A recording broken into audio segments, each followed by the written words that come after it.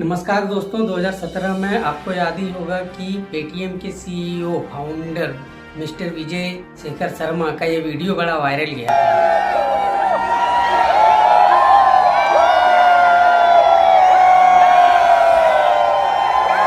बहुत ही ज़्यादा एक्साइटमेंट में चिल्ला चिल्ला कर ये पेटीएम का जश्न मना रहे थे। इन्होंने कहा था कि जो हमारे साथ नहीं है वो रोएंगे।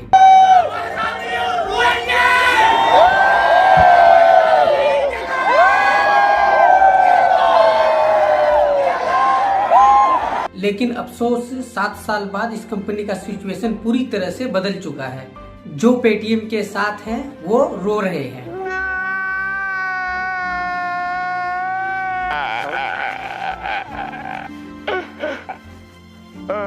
पिछले कुछ दिनों से भयंकर तरीके से इस कंपनी को क्रैश देखने को मिला है। 30 जनवरी को कंपनी का स्टॉक प्राइस 760 रुपये पे था और आज के डेट में इसका स्टॉक प्राइस 370 रुपये से भी नीचे गिर चुका है। आखिर क्या कारण है इसके पीछे, आइए समझते हैं पेटीएम के राइज और डाउनफॉल की पूरी कहानी इस वीडियो में। पेटीएम की शुरुआत हुई थी दोस्तों साल 2010 में, लेकिन शुरुआत में सिर्फ ये कंपनी मोबाइल रिचार्ज प्लेटफॉर्म हुआ करते थे, जिससे हम मोबाइल रिचार्ज और लैंडलाइन का बिल भरा करते थे। कंपनी ने धीरे धीरे इस ऐप पर फीचर्स डाले, ये सिर्फ जनवरी 2014 में, लेकिन सही मायनों में माना जाए तो इस कंपनी का ग्रोथ 8 नवंबर के बाद से ही आज मध्य रात्रि यानी 8 नवंबर 2016 की रात्रि को 12 बजे से वर्तमान में जारी 500 रुपए और 1000 रुपए के करेंसी नोट लीगल टेंडर नहीं रहेंगे। वो दिन सबको याद ही होगा जिस दिन डिमोनेटाइजेशन हुआ था, यानी कि नोटबंदी के अगले ही दिन अखबारों न्यूज में ये खबर छपी हुई थी कि Paytm congratulation honourable prime minister Narendra Modi on taking the boldest decision in the financial history independent India. अब एटीएम नहीं के अकाउंट से पेटीएम करो।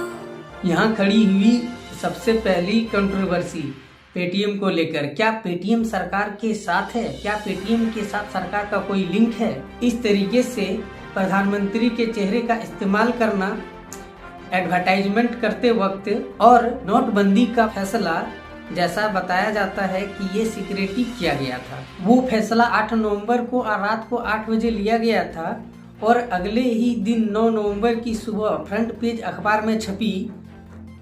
क्या इस कंपनी को पहले से ही पता थी कि डिमोनेटाइजेशन होने वाला है? हुआ जो भी हो, लेकिन एक बात साफ थी, पेटीएम को बहुत फायदा हुआ एक फैसले की वजह से। यूरो मनी के रिपोर्ट के अनुसार डिमोनेटाइजेशन से पहले पेटीएम के 125 मिलियन कस्टमर थे। नोटबंदी के बाद पेटीएम का 3 महीनों में अप्रोक्स 185 मिलियन पहुंच चुके थे। इस कंपनी के सीईओ विजय शेखर शर्मा ने कैपिटलाइज करने में कोई कसर नहीं छोड़ी। पेटीएम ने 10,000 से ज्यादा एजेंट्स को हायर किए और अपने क्यूआर कोड को वेंडरों द्वारा लोकल दुकानों में सबको इंकरेज करके बताया गया पेटीएम करो। कंपनी की ग्रोथ बहुत अच्छी चल रही थी, लेकिन इसी समय अराउंड 2-3 कंट्रोवर्सीज और उठी।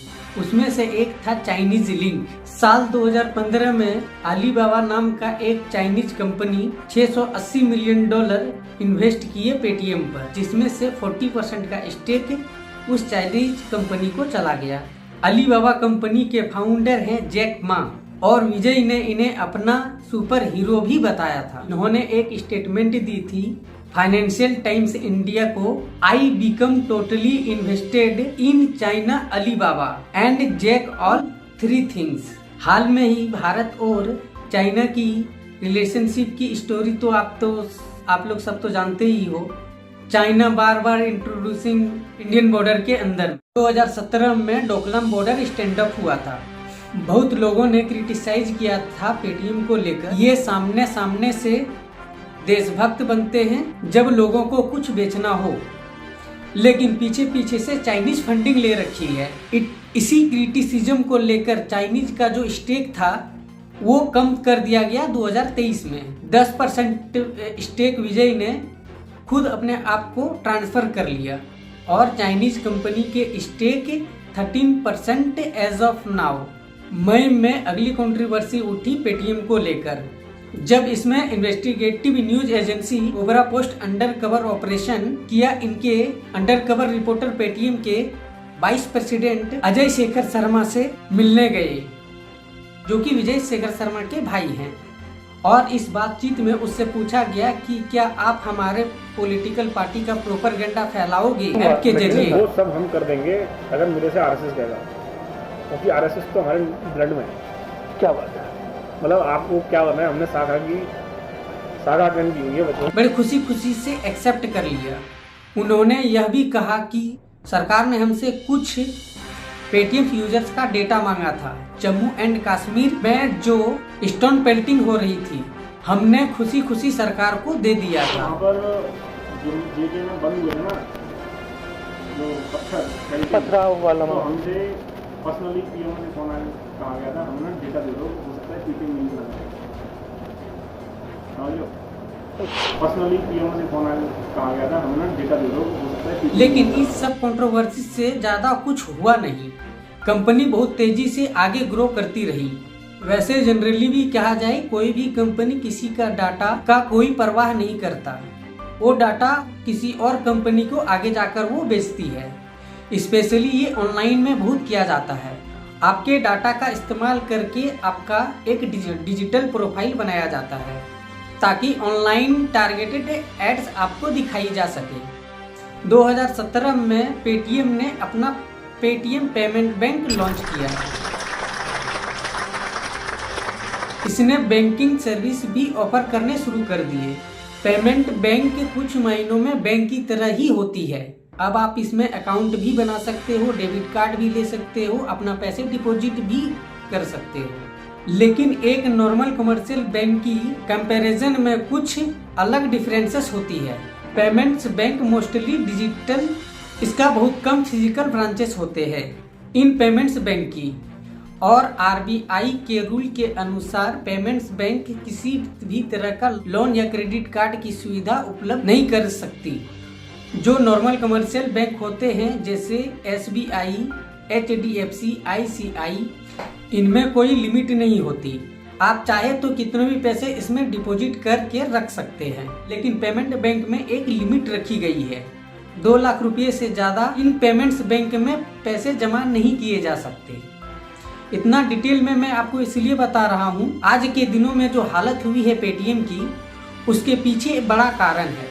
पेटीएम का पेमेंट्स बैंक आरबीआई यानी रिजर्व बैंक ऑफ इंडिया देश का सेंट्रल बैंक है। देश भर की मॉनेटरी पॉलिसी डिसाइड करता है और ये पैसे छापने का भी काम करते हैं। बाकी सारे जितने बैंक और फाइनेंशियल इंस्टीट्यूट हैं देश में, उन्हें आरबीआई की बनाए गए रूल्स को फॉलो करना पड़ता है। 31 जनवरी 2024 को जो पेटीएम का क्रैश हुआ है, ये इसलिए हुआ है कि आरबीआई ने पेटीएम के पेमेंट्स बैंक पर ऑपरेशनल रिस्ट्रिक्शन लगा दिया है। आरबीआई ने कहा पेटीएम पेमेंट्स बैंक बार बार हमारे रूल्स को वॉलेट करता रहा। परसिस्टेंट नॉन कंप्लायंसेस इनकी तरफ से देखने को मिला और इसलिए हम इस बैंक पर रोक लगा रहे हैं। 29 फरवरी 2024 के बाद से पेटीएम पेमेंट्स बैंक किसी भी तरह का नया पेमेंट एक्सेप्ट नहीं कर सकती। कस्टमर अकाउंट में पैसे टॉपअप नहीं कर सकते। नई कस्टमर की ऑनबोर्डिंग नहीं होगी। आरबीआई ने कहा जितने भी नूडल्स बैंक अकाउंट बने हुए हैं पेटीएम का पेमेंट्स बैंक पर, उन सबको बंद करना होगा 15 मार्च 2024 तक। नोडल अकाउंट्स वो अकाउंट्स होते हैं जो ई कॉमर्स और ऑनलाइन सर्विसेज वाले बिजनेस यूज करते हैं। पेटीएम अब अपने कस्टमर्स को ऑनबोर्ड करना अब वापस से शुरू कर सकता है। जो रिस्ट्रिक्शन लगी थी वो हटा दी जाएगी। लेकिन करीब 2.5 साल बाद अक्टूबर 2021 में अगला बड़ा झटका लगता है। पेटीएम पर 1 करोड़ का फाइन लगाया गया क्योंकि उसने अपनी लाइसेंस एप्लीकेशन भरते वक्त गलत इंफॉर्मेशन भरी और गलत डॉक्यूमेंट्स सबमिट किए थे। आरबीआई कहता है कि वही चीजें जिसको लेकर हमने पहले भी वार्निंग दी थी। कस्टमर को ढंग से वेरीफाई नहीं किया जा रहा है, रेगुलेशन को फॉलो नहीं किया जा रहा है वही चीजें दोबारा से देखने को मिल रही है। एक बार फिर कस्टमर ऑनबोर्डिंग पर रोक लगाई जाती है। अक्टूबर 2023 में एक और बड़ा फाइन लगाया जाता है पेटीएम के ऊपर 5 करोड़ का।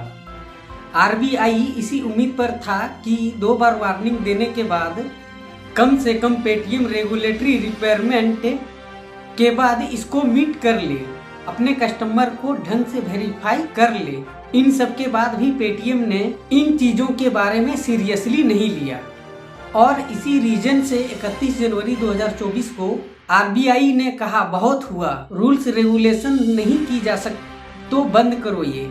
आरबीआई ने जो चीजें यहाँ पर पाई वो बड़ी शॉकिंग थी। CNBC के अनुसार पेटीएम ने लाखों कस्टमर्स को अपने पेमेंट्स बैंक में अकाउंट्स खोलने को दिया बिना KYC कराए। कुछ हजारों केसेस ऐसे मिले जहां पर हजार कस्टमर ने अलग अलग अकाउंट खोल रखे हैं सेम पैन कार्ड का इस्तेमाल करके।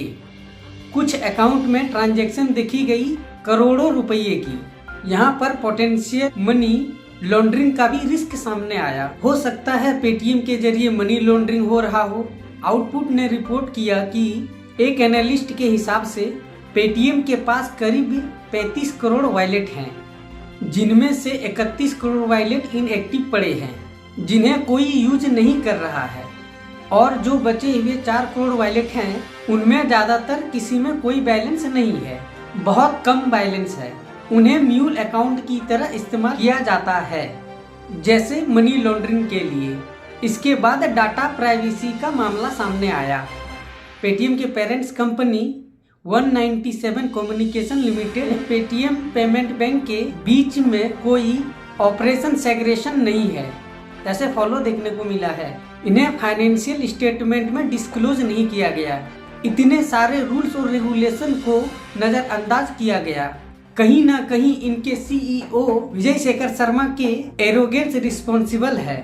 कई इंटरव्यू मीडिया चैनल के साथ किए, वही चीज उनकी बातों में देखने को मिली। If you fundamentally believe that Paytm is number 3 payment player, that is where the beginning of the problem is in understanding. I'm surprised that people don't know this in this country, but we make profit, so it is. Somebody who's not met us and have an opinion on us is not my opinion to keep an opinion on that. RBI 31 जनवरी के announcement के बाद बच गया। लोगों ने जो पैसे invest किए थे पेटीएम में, उस पैसे को बाहर निकालना शुरू किया तो बहुत तेजी से पेटीएम का स्टॉक क्रैश किया। लोगों को काम डाउन करने के लिए पेटीएम ने कई बार सोशल मीडिया के हैंड्स पर पोस्ट किया कि कुछ नहीं बिगड़ा है।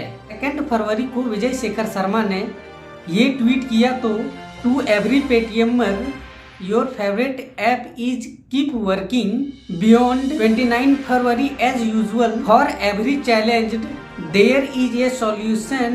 We are sincerely committed to serve our nation in full compliance. India will keep winning global accolades and payment, innovation and inclusion in financial services. जैसा कि आप देख सकते हैं, एक बार फिर देशभक्ति का सहारा लिया जाता है। भैया हम कंपनी नहीं हैं, देश की सेवा कर रहे हैं। बार बार इंडिया का नाम लेकर पेटीएम को पीछे छोड़कर पाया गया। ऐसी सभी कंपनी से चौकन्ने होकर रहना चाहिए जो हद से ज्यादा देशभक्ति का सहारा लेता हो। देखिए, कुछ साल पहले एक फोन आया था फ्रीडम 251, जो फोन के अंदर इंडिया का झंडा यानी कि फ्लैग छपा हुआ था, वर्ल्ड चीपेस्ट फोन करके। लेकिन ये बहुत बड़ा स्कैम निकला। अगर किसी कंपनी के प्रोडक्ट और सर्विसेज में वैल्यू होती है तो वैल्यू के नाम पर, चीजों के नाम पर बेचती है, लेकिन अपने प्रोडक्ट और सर्विस के बारे में जब कुछ कहने को ही नहीं होता है तब देशभक्ति का सहारा लिया जाता है। हमारा प्रोडक्ट इसलिए खरीदो क्योंकि हम इंडियन हैं, हमारी इंडियन कंपनी है, इसलिए हमारा प्रोडक्ट खरीदना चाहिए। एनीवेज, पेटीएम पर वापस जाते हैं तो सवाल ये उठता है आगे क्या होगा। कंपनी में जो इंटरनली भी एम्प्लॉय हैं अनसर्टेनिटी फेस कर रहे हैं, क्लियरिटी नहीं मिल रही है, लीडरशिप से आगे क्या होगा। इकोनॉमिक्स टाइम ने रिपोर्ट किया कि कंपनी के एक एग्जीक्यूटिव ने बताया कि हमारा बिजनेस मॉडल अब बदल जाएगा, हम बैंक होने की जगह थर्ड पार्टी पेमेंट ऐप बन जाएंगे, तो बैकहैंड से कोई चीजें चेंज करनी पड़ेगी, पर ये चेंज हमें लिमिटेड टाइम पर करना होगा। कंपनी की अगर एनुअल रिपोर्ट अगर देखोगे कि कितना पैसा इस साल ने इस कंपनी ने साल दर साल, तो आपको दिखेगा हमेशा से ही लॉस मेकिंग कंपनी रही है। जब इसे स्टॉक मार्केट में लिस्ट किया गया, इस चैट को देखिए, 2021 में इस कंपनी ने 1600 करोड़ रुपए का लॉस उठाया, 2022 में 1500 करोड़ का लॉस उठाया, 2023 में 170 करोड़ का लॉस। अच्छी खबर ये थी कि साल दर साल जो कंपनी लॉसेस उठा रही थी, अगले साल एक्सेप्ट किया जा सकता था कि इस साल 2024 में कंपनी पहला प्रॉफिट कमाएगी। जो ये सब हुआ है, इसे देखकर काम मुश्किल लगता है। कंपनी एक्सपेक्ट करता है कि 300 से 500 करोड़ से ज़्यादा का लॉस हो सकता है। ये बात खुद पेटीएम ने पब्लिक के पास रिवील करते हुए कि आरबीआई के गाइडलाइन अब कंप्लाई करेंगे। इनकी ये अनाउंसमेंट के बाद कंपनी का स्टॉक प्राइस और नीचे गिर गया। विजय शेखर शर्मा को और थोड़े बहुत जवाब ढूंढने होंगे इन सवालों के, अगर उन्हें लोगों को कन्विंस करना है तो। एक्चुअली में लोगों को कन्विंस करना यही सबसे बड़ा चुनौती है पेटीएम के सामने। आम जनता अपनी चॉइस को लेकर काफी ज्यादा पिक्की होती है और ट्रस्ट यहाँ पर बहुत बड़ा रोल प्ले करता है।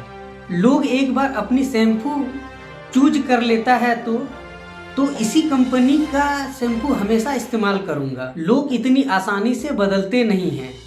यहाँ पर तो लोगों को बैंक बदलने को कहा जा रहा है। कस्टमर्स को वापस लाना आसान काम नहीं होगा पेटीएम के लिए, लेकिन कस्टमर को कन्विंस करने की बात है। लेकिन पेटीएम को आरबीआई को कन्विंस करना होगा, वो कोई आसान काम नहीं है। एक उम्मीद की किरण बच निकलने का रास्ता यहाँ पर हो सकता है कि कोई दूसरी कंपनी पेटीएम वॉलेट को आकर खरीद ले।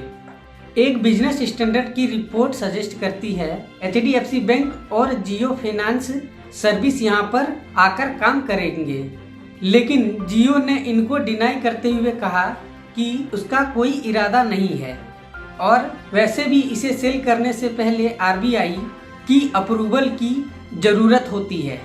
अगर आपको अच्छी लगी तो वीडियो को लाइक और शेयर कर दीजिएगा। धन्यवाद दोस्तों, और वीडियो को सब्सक्राइब करना बिल्कुल ना भूलेंगे।